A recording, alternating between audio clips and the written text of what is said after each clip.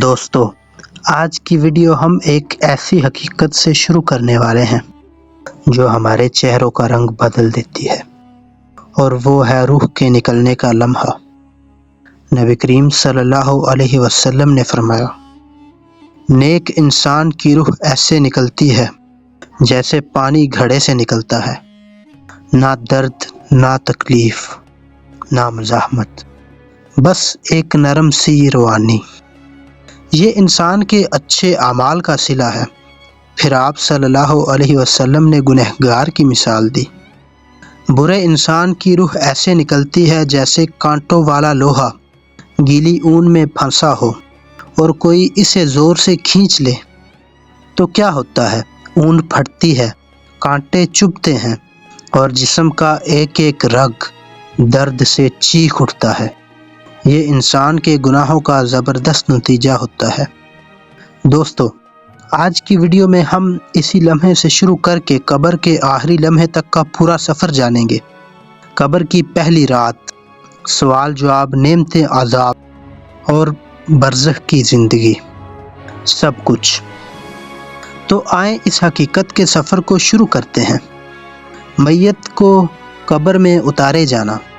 جیسے ہی انسان کی روح نکلتی ہے، گھر والے تو رو رہے ہوتے ہیں، لوگ جنازہ تیار کر رہے ہوتے ہیں، جسم کو غسل دیا جاتا ہے، سفید کفن پہنایا جاتا ہے، لیکن اس وقت روح سب کچھ دیکھ اور سن رہی ہوتی ہے۔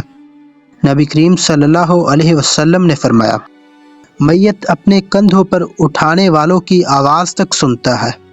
جب وہ اسے قبر کی طرف لے جاتے ہیں، پھر انسان کو قبر میں لٹا دیا جاتا ہے، سب باہر نکل جاتے ہیں اور مٹی کے چند ذرات اسے پوری دنیا سے جدا کر دیتے ہیں۔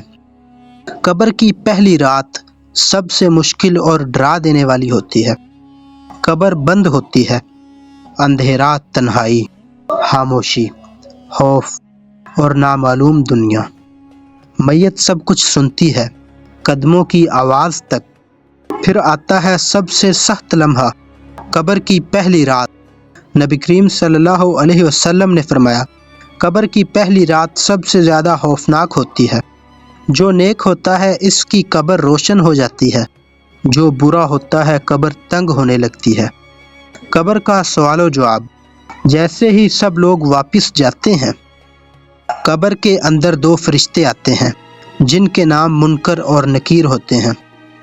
ان کی آواز بجلی کی گرج سے زیادہ سخت اور آنکھیں آگ کے شعلوں کی طرح ہوتی ہیں۔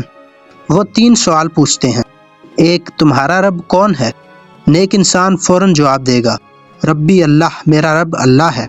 برا انسان کہے گا، ہائے ہائے، مجھے نہیں پتا۔ دوسرا سوال، تمہارا دین کیا ہے؟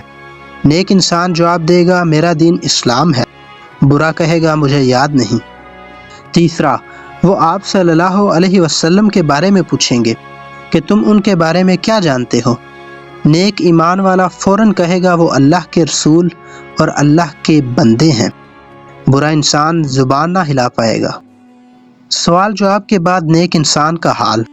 فرشتے کہیں گے، سونے والوں کی طرح سو جاؤ۔ پھر اس کی قبر 70 گز تک کھل جاتی ہے، جنت کی خوشبو آتی ہے، نور پھیل جاتا ہے۔ ایک خوبصورت چہرہ آ کر ساتھ بیٹھ جاتا ہے۔ وہ پوچھے گا، تم کون ہو؟ وہ جواب دے گا، میں تمہارے اچھے اعمال ہوں۔ پھر اس کے لیے جنت کی کھڑکی کھول دی جاتی ہے۔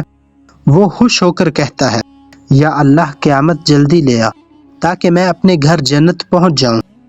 سوال جواب کے بعد برے انسان کا حال۔